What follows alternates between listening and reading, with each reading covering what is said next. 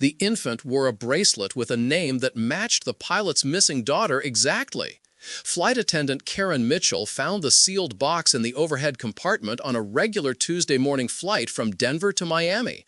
And inside that box was something that would destroy everything she thought she knew about coincidence, about loss, and about the empty spaces between them. The baby looked no older than 6 months. The bracelet was sterling silver, engraved with the name Emma Rose and a birth date from 19 years earlier. Karen had been flying commercial routes for 11 years. She had seen forgotten luggage, abandoned pets in carriers, even a briefcase full of cash once that turned out to be evidence in a federal case. But this was different. The box was unmarked, sealed with duct tape, and hidden behind a carry-on bag that belonged to no one on the manifest. When she heard the infant crying from inside during the boarding process, she thought someone had made a terrible mistake. When she opened it and saw the baby's wrist, she thought she was losing her mind. Before we go deeper, make sure to subscribe now. This channel exposes aviation mysteries and forbidden reports the industry tries to hide. Turn on notifications so you don't miss the next investigation. Captain David Harmon had been flying the Denver-Miami route for 6 years. His daughter, Emma Rose Harmon, had vanished without a trace 19 years ago when she was 3 months old.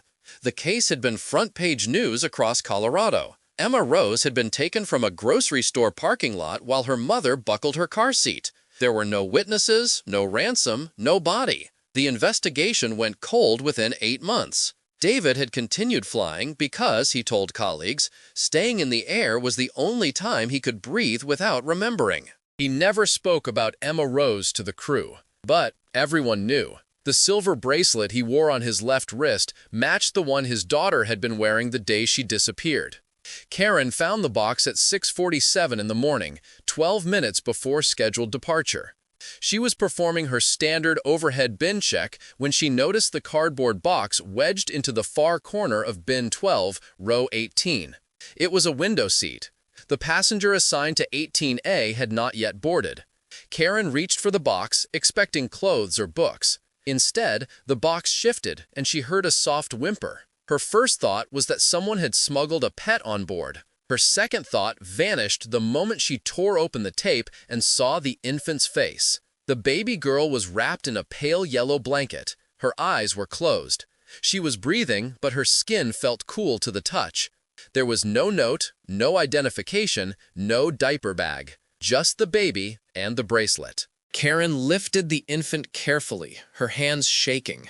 The name engraved on the bracelet was Emma Rose. The birth date read April 14, 2006. That was the exact birth date of Captain Harmon's missing daughter. Karen had heard the story during a layover in Dallas 3 years earlier. Another flight attendant had mentioned it in passing, the way people mention tragedies that have calcified into folklore. But Karen remembered. She remembered because Captain Harmon had been in the cockpit that day, and she had seen the way his jaw tightened when someone asked if he had children. She carried the infant to the galley. Her colleague, Marcus, was prepping the beverage cart. He looked up and froze. Karen said nothing. She showed him the bracelet. Marcus stared at it for 5 full seconds, then said they needed to inform the captain immediately. Karen nodded, but something stopped her from moving. The infant opened her eyes. They were pale gray, the same color as storm clouds over the Rockies. The same color, Karen realized, with a chill that traveled down her spine, as Captain Harmon's eyes. Marcus knocked on the cockpit door. First Officer Elena Vasquez answered. She took one look at the baby and asked what the hell was going on. Karen explained in a voice that did not sound like her own. Vasquez turned to Captain Harmon, who was running through the pre-flight checklist. She said his name twice before he looked up. When he saw the infant, his face went completely white. He stood so quickly that his headset clattered to the floor. He stared at the bracelet for a long time without touching it. Then he said, in a voice barely above a whisper, that they needed to delay the flight. The airport police arrived within 9 minutes. 2 officers, both in their 30s, both wearing expressions that suggested they had been briefed on exactly nothing.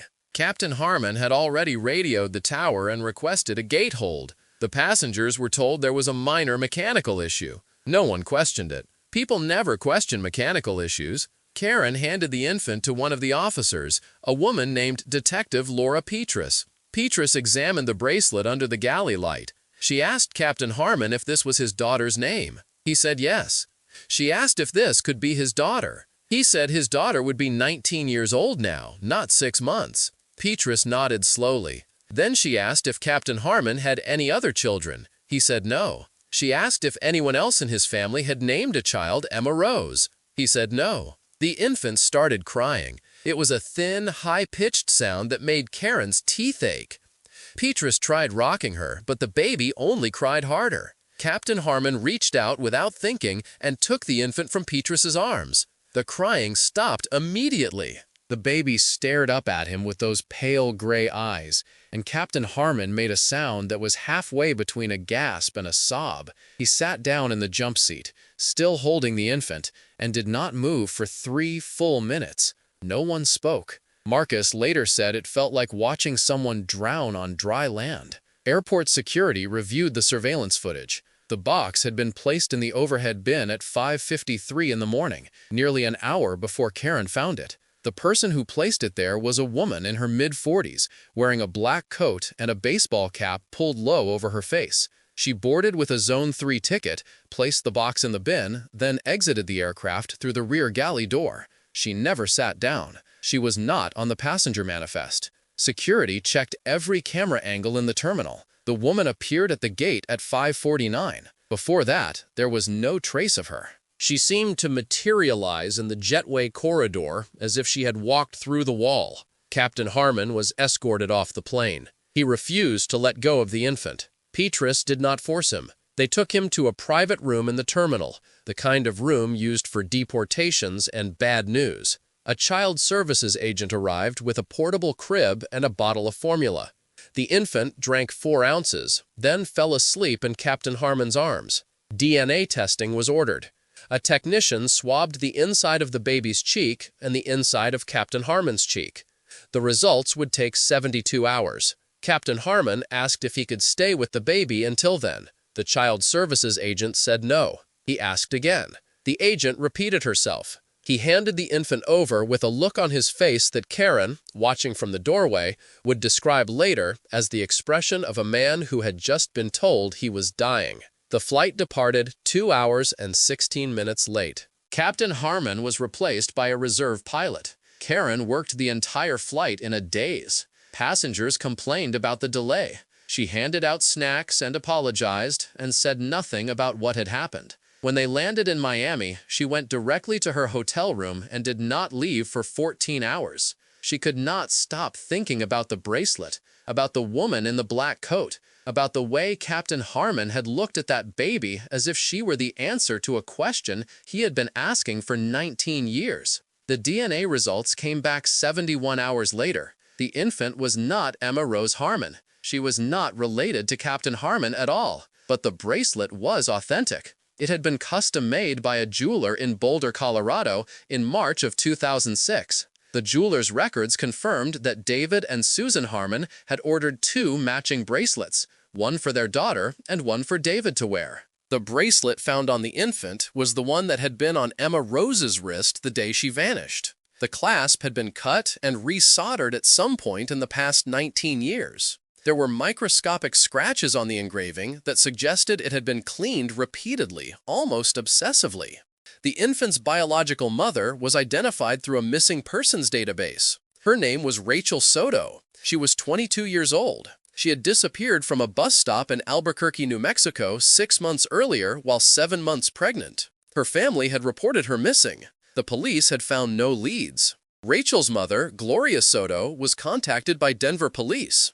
She traveled to Colorado and identified the infant as her granddaughter. The baby was placed in her custody. Gloria asked how Rachel's baby had ended up on a plane with a bracelet belonging to a child who went missing 19 years ago. No one had an answer. Captain Harmon took a leave of absence. He spent 4 days trying to find the woman in the black coat. He hired a private investigator. They traced her movements backward through the terminal. She had entered through an employee access door near the baggage claim area. The door required a key card. The system showed that the key card used belonged to a maintenance worker named Peter Delgado. Delgado reported his keycard missing 3 weeks earlier. He filed a report. Nothing came of it. The woman vanished into the same kind of nowhere that had swallowed Emma Rose 19 years ago. Karen could not let it go. She started researching missing children cases in Colorado. She found 8 unsolved abductions between 2000 and 2010. 3 of the children had been infants. None of them had been found. She cross-referenced the cases with airline employee records, looking for connections. She found nothing. Then she started looking at passenger manifests for flights out of Denver during the weeks leading up to the incident. She was searching for patterns, for names that appeared multiple times, for anything that felt wrong. She found a name that appeared on 17 different flights over a 6-month period. The name was Maria Langford. The seat assignments were always in the back of the plane. The tickets were always purchased with cash at the airport. Karen brought this information to Detective Petrus. Petrus ran the name through the system. Maria Langford did not exist. The Social Security number on the ticket purchases had been issued to a woman who died in 1994. The address on file was a vacant lot in Aurora. Petrus escalated the case to the FBI. An agent named Vincent Ramirez took over the investigation. He asked Karen why she was so invested in this case. She said she did not know. That was not true. She knew exactly why. She could not stop thinking about the way the infant had stopped crying the moment Captain Harmon held her, as if some part of her recognized him, as if blood could speak across the silence of years and say, "I know you." Ramirez interviewed Captain Harmon in a coffee shop near Denver International Airport.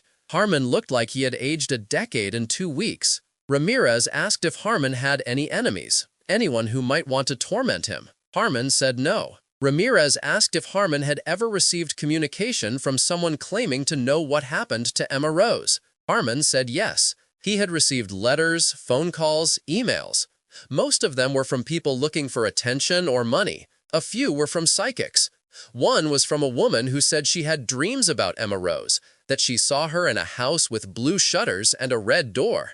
Harmon had driven to every house matching that description within 100 miles of Denver. He found nothing. Ramirez asked if Harmon still had the letters. Harmon said he had kept every single one. They were in boxes in his garage. Ramirez asked to see them. Harmon drove him to his house in Thornton, a small ranch-style home with a lawn that needed mowing. The boxes were stacked against the back wall of the garage. There were 11 of them. Ramirez spent 6 hours sorting through the contents. Most of it was exactly what Harmon had described: conspiracy theories, desperate confessions, cruel hoaxes. But one letter stood out. It had been mailed from Albuquerque, New Mexico, 3 months before Rachel Soto disappeared. The handwriting was shaky, almost childlike. The letter was short. It read, "She wants to come home. She cannot. But she can send you a piece of herself. Watch for the sign. It will arrive when you least expect it." It was unsigned. There was no return address. The postmark was smudged. Ramirez photographed the letter and sent it to the FBI's Handwriting Analysis Unit. They said the handwriting belonged to someone experiencing extreme psychological distress, possibly under the influence of drugs or suffering from a degenerative neurological condition. They could not determine gender or age with certainty. Karen started having dreams about the woman in the black coat. In the dreams, the woman was standing at the end of a long hallway. She was holding a baby. Karen called out to her, but the woman did not turn around. Karen started walking toward her, but the hallway stretched longer with every step. She woke up every time just before she reached the woman. The dreams became so frequent that she started taking sleeping pills. They did not help. She told Marcus about the dreams. He said she needed to stop thinking about the case. She said she could not. He asked why. She said because something about it felt unfinished, like a sentence cut off mid-word. 3 weeks after the DNA results came back, Gloria Soto called Detective Petrus. She said the baby had been acting strangely. She would stare at the corner of the room and giggle as if someone were playing with her. She refused to sleep unless the bracelet was in her crib. Gloria had tried removing it once, and the baby had screamed for 2 hours straight. Gloria said she did not believe in ghosts or spirits, but she could not shake the feeling that something was watching her granddaughter. Petrus told her it was probably just normal infant behavior. Gloria said she had raised 4 children, and this was not normal. Captain Harmon returned to work after 6 weeks. He requested a different route. The airline assigned him to the Seattle run. Karen saw him in the terminal one afternoon in late November. She almost did not recognize him. He had lost weight. His uniform hung loose on his frame. She asked how he was doing. He said he was managing. She asked if he had heard anything new about the case. He said no. Then he asked if she ever thought about the baby. She said every day. He nodded. He said he did too. He said he could not stop wondering why someone would go to such elaborate lengths to give him hope and then take it away. Karen said maybe it was not about taking it away. Maybe it was about showing him that Emma Rose had not been forgotten. Agent Ramirez contacted Karen in early December. He said they had identified the woman in the black coat. Her name was Evelyn Marsh. She was 46 years old. She had worked as a nurse at a pediatric clinic in Boulder from 2004 to 2008. She had been fired for erratic behavior and showing up to work intoxicated. After that, her life fell apart. She was evicted from her apartment. Her car was repossessed. She drifted between shelters and cheap motels.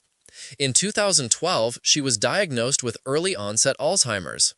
By 2020, her condition had deteriorated significantly. She had been living in a care facility in Albuquerque for the past 3 years. Ramirez and Karen drove to Albuquerque together. The care facility was a low, beige building surrounded by gravel and dying shrubs. Evelyn Marsh was in a wheelchair in the common room, staring at a television that was not turned on. Her hair was white and thin. Her hands shook constantly.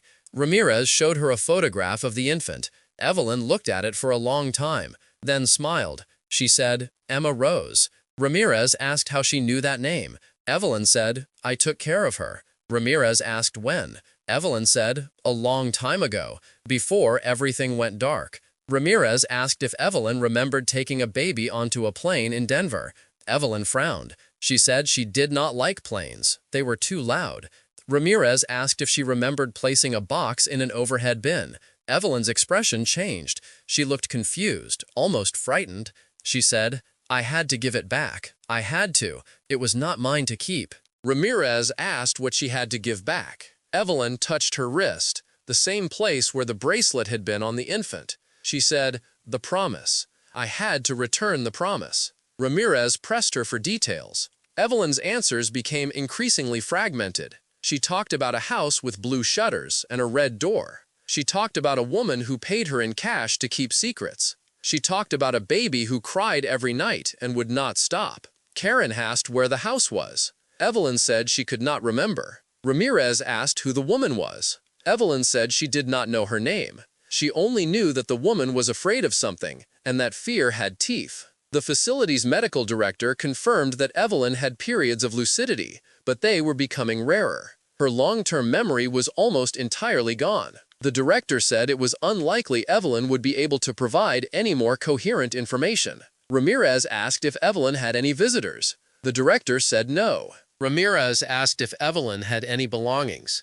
The director took them to a storage room where residents' personal items were kept. Evelyn's possessions fit into a single cardboard box. There were clothes, a few photographs, and a small notebook with a cracked leather cover. Karen opened the notebook. The handwriting inside matched the handwriting from the letter sent to Captain Harmon. The entries were dated sporadically over a 10-year period. Most of them were incoherent. But one entry, dated April 19, 2006, 5 days after Emma Rose disappeared, was clear. It read, "Took ER from clinic. Woman paid $2,000. Said baby was in danger. Said father would hurt her. Gave baby to woman with blue house. Woman said she would keep baby safe. I kept the bracelet. I do not know why. I think I wanted to remember that she was real." Ramirez photographed every page of the notebook. He contacted the Boulder Police Department and requested the original case files for Emma Rose Harmon. The files included interviews with dozens of people who had been near the grocery store parking lot the day Emma Rose disappeared. None of them mentioned a nurse or a clinic. But one witness, a store employee named Margaret Hines, said she saw a woman in scrubs near the parking lot around the time of the abduction. Hines said the woman seemed nervous, kept looking over her shoulder. Police had followed up with local hospitals and clinics. No one matching the description was found. Ramirez interviewed Captain Harmon again. He asked if Susan Harmon, David's ex-wife, had ever expressed fear that David might harm Emma Rose. David said absolutely not. He said their marriage had ended amicably. Susan had remarried and moved to Oregon. She had 2 other children now. Ramirez contacted Susan. She said she had never feared David. She said he had been devastated by Emma Rose's disappearance. She said the investigation had destroyed him. Ramirez asked if Susan had ever hired anyone to take Emma Rose. Susan hung up. Ramirez called back. Susan did not answer. 3 days later, Susan Harmon's attorney contacted the FBI. The attorney said Susan wanted to make a statement. She came to the Denver field office with her current husband, a man named Greg Portman. She looked exhausted.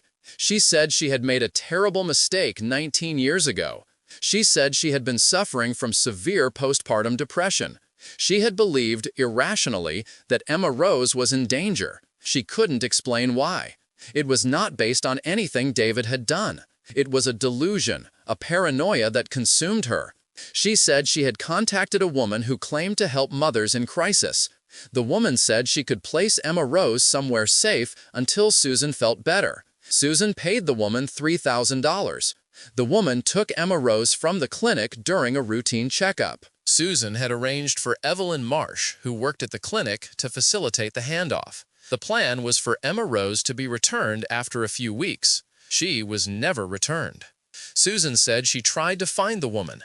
The phone number she had called was disconnected. The address she had been given did not exist. She reported Emma Rose missing, but she could not tell the truth without incriminating herself. She said she had lived with the guilt every day since. She said she never imagined that Emma Rose was dead. She believed, on some level, that her daughter was out there, alive, being cared for. David Harmon was present for Susan's statement. He sat in silence while she spoke. When she finished, he stood and walked out of the room without saying a word. Susan broke down. She asked if she would be charged. The FBI said they were still investigating. The search for the house with blue shutters and a red door intensified. Ramirez pulled property records for every residence in Colorado, New Mexico, and Wyoming that fit the description. There were hundreds. He cross-referenced them with utility records, looking for addresses that showed unusual activity in 2006. He found 12 properties that had water and electricity usage consistent with a small household, but no registered occupants. One of them was a farmhouse outside of Pueblo, Colorado. The property had been owned by a woman named Lillian Cross. Lillian had died in 2015. Her estate had been in probate for years. The house had been vacant since her death. Ramirez and a team of agents went to the farmhouse on a cold morning in January. The house still had blue shutters and a red door. The paint was peeling. The windows were boarded up. They forced the front door open. Inside, the air smelled like mildew and dust. The furniture was covered in sheets. In the back bedroom, they found a crib. It was handmade, rough wood, no mattress. On the floor next to the crib was a cardboard box. Inside the box were children's clothes, size newborn to 12 months. At the bottom of the box was a photograph. It showed a baby girl with pale gray eyes.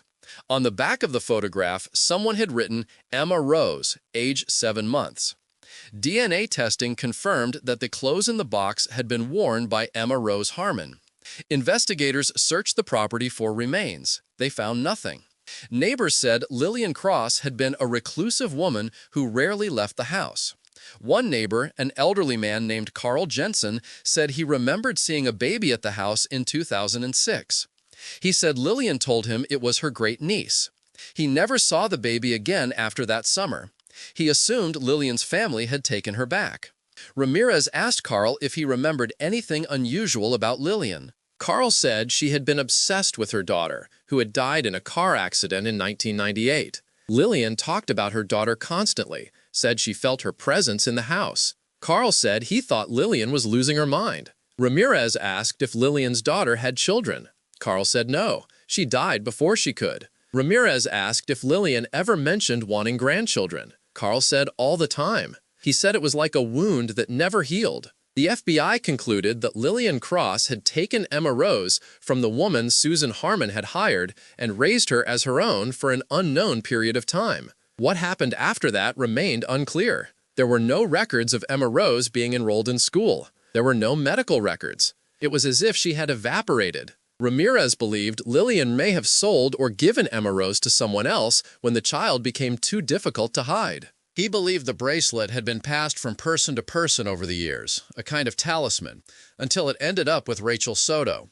Rachel Soto's body was found in a drainage ditch outside of Albuquerque in late January. She had been dead for approximately 6 months. The coroner determined that she had died shortly after giving birth. Her infant had been removed from her body post-mortem. The investigation suggested Rachel had been held captive during the final months of her pregnancy. Her wrists and ankles showed signs of prolonged restraint. The FBI suspected she had been part of a trafficking network, though they could not confirm it. Rachel's mother, Gloria, said Rachel had been involved with a man named Tommy Vickers before she disappeared. Vickers was a known drug dealer with ties to organized crime. He was arrested and questioned. He denied any involvement in Rachel's disappearance or death. He had an alibi. The case remained open. Captain Harmon visited Gloria Soto in February. He asked to see the baby. Gloria hesitated, then agreed. The infant was 10 months old now. She was crawling. She had pale gray eyes. Captain Harmon sat on the floor and watched her play with a stuffed rabbit. He did not touch her. He did not say much. After 20 minutes, he thanked Gloria and left. Gloria said later that he looked like a man saying goodbye to someone he had never really met. Karen stopped flying in March. She took a job in airline operations, working behind a desk. She said she could not be in the air anymore. Every time she walked through a cabin, she thought about the box in the overhead bin, about the infant's face, about the bracelet. She thought about all the things people carry with them that no one else can see. She thought about the woman in the black coat, about Evelyn Marsh sitting in her wheelchair, touching her wrist where a promise used to be. She thought about Captain Harmon, about the way he had held that baby, as if she were the last solid thing in a world that had gone liquid and strange. Agent Ramirez closed the case in May. He said there was nothing more to investigate. Evelyn Marsh had died in April. Her facility reported that she passed quietly in her sleep. Susan Harmon was not charged with any crime. The statute of limitations had expired. She and David did not speak again. The infant, now legally named Sophia Soto, remained with her grandmother. The bracelet was entered into evidence. It sat in a storage facility in Denver, tagged and filed and forgotten. But the story did not end. In June, a woman in Phoenix reported finding a silver bracelet in a thrift store. The bracelet was engraved with the name Emma Rose and a birth date that matched. She brought it to local police. They contacted the FBI. Ramirez examined the bracelet. It was identical to the one found on the infant, down to the microscopic scratches on the engraving. DNA testing confirmed it had been in contact with Emma Rose Harmon. Ramirez traced the bracelet's origin. The thrift store said it had been donated by a woman in her 60s. The woman's name was not in their records. The donation had been made in cash. Security footage showed a woman in a black coat and a baseball cap. She looked directly at the camera once before leaving. Her face was clear. It was not Evelyn Marsh. It was no one Ramirez recognized. It was no one in any database. Karen saw the footage on the news. She recognized the woman immediately. Not her face, but her posture, the way she moved through the world like she was made of smoke. Karen called Ramirez. She said she thought there were more of them. She said she thought this was bigger than Emma Rose, bigger than one missing child or one abandoned infant. She said she thought there was a network, a system, a way of moving children through invisible channels that left no trace. Ramirez said he had thought the same thing for months. He said he had no proof. He said he had nothing but dead ends and ghosts. Captain Harmon died in August. It was ruled a heart attack. He was 59 years old. Karen went to the funeral. There were not many people there. A few colleagues from the airline, his brother. His brother said David had never recovered from Emma Rose's disappearance. He said David had spent 19 years looking for a daughter who was gone, and then, for one brief moment, thought he had found her, only to lose her again. He said the second loss was worse than the first because it came with proof that the universe was cruel enough to give you hope and then set it on fire. Karen thought about that a lot in the months that followed.